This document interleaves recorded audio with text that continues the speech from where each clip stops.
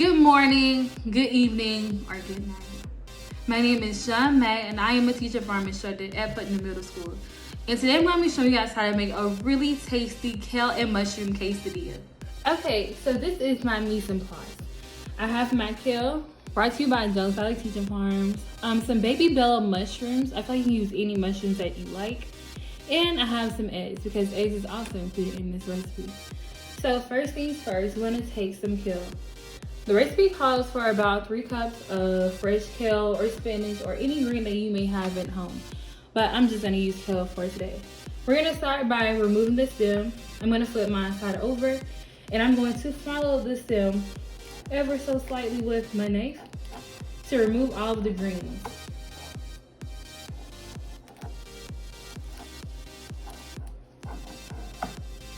Okay, so now we're just going to wiggle the stem out and discard or move to the side. I'm gonna do this for a couple of more leaves and then I'll be right back. Okay, we are back. And now we're gonna do a technique called chiffonade for our kale. So we're gonna start with a stack of kale. You can stack how high or how tall as you would like, but as long as you're able to roll them because we're gonna be chiffonading, you guys.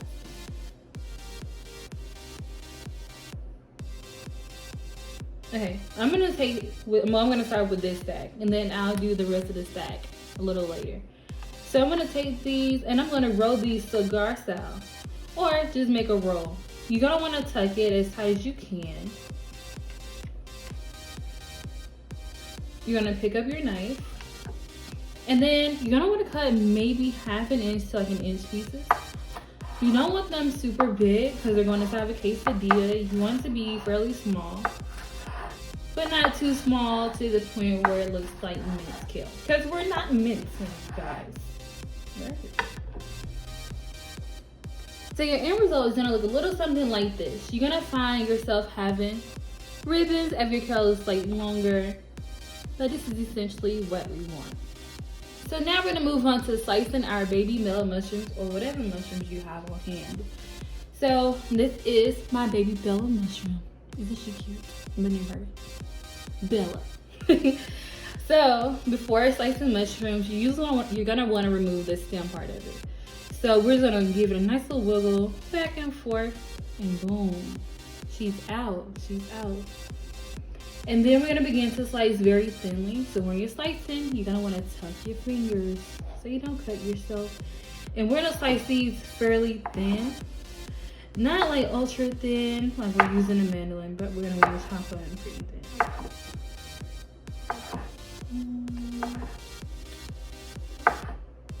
Okay. So now we have a nice, beautiful array of sliced tomatoes. Not sliced mushrooms. Where'd I get tomatoes from? Goodness. And we're just gonna proceed to do the same thing for the rest of them.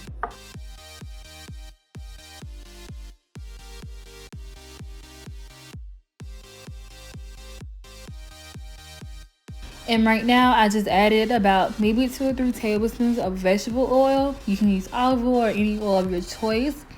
And we're gonna begin sauteing our mushrooms and our kale. Whenever you're making a quesadilla, you want to make sure that if you're using any raw vegetables that you cook them beforehand. Now, I just added ½ a tablespoon of garlic. I used some garlic that was already pre-minced because I didn't have any fresh garlic on hand. So yeah. So now I'm just using a rubber spatula and I'm just moving my garlic around the oil, trying to like infuse the oil with a nice garlicky taste.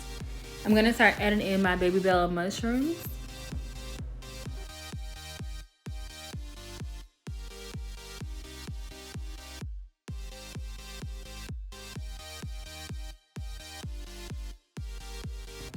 So now my mushrooms are in my skillet. I'm just seasoning with a little salt, a little pepper, and a little onion powder. The recipe doesn't call for onion powder, but I think onion powder makes everything taste good if you don't have any onions, on hand. I'm obsessed.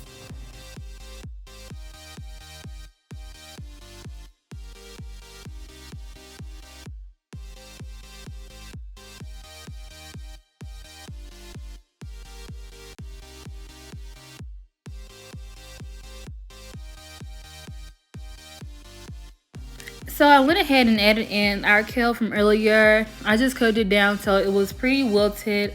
And now I'm going to add in the 2 eggs that sat along my cutting board earlier. And we're just going to give those a nice scramble and make sure they're cooked and well incorporated into our eggs. I mean, not our eggs. Our kale and our mushroom. So let's scramble it up.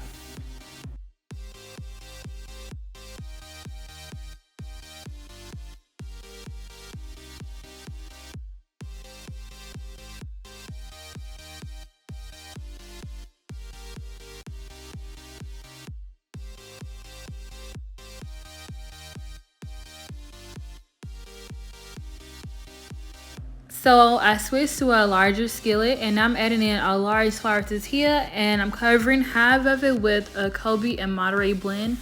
But you can use any cheese you have available. I'm now adding in half of our mixture that we made earlier.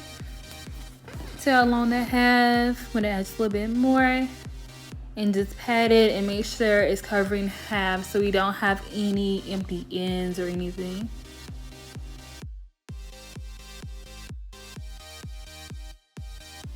And we're gonna add some more cheese so that our other flap that doesn't have anything on it is nice and glued and it's sticking. So when we flip it, none of our delicious fillings fall out of it.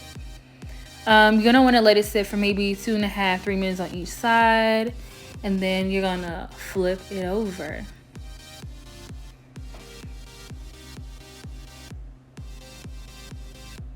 And I'm pressing just to make sure all the gaps and stuff are filled in right now. Beautiful, beautiful, beautiful. So now our quesadilla is done. It was in the skillet for about 6 minutes and it cooked 3 minutes on each side. So now we're gonna slice this baby up and we're gonna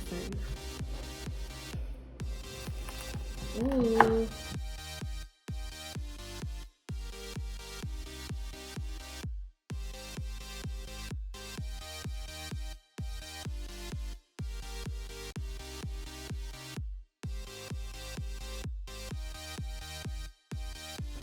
Hey everyone, so this is my finished product, our finished product.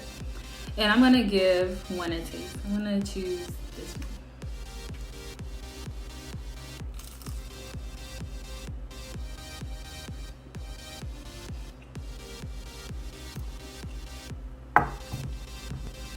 You know when they say a girl is dancing while she's eating, that means she's happy. And I'm really, really happy. These are super good.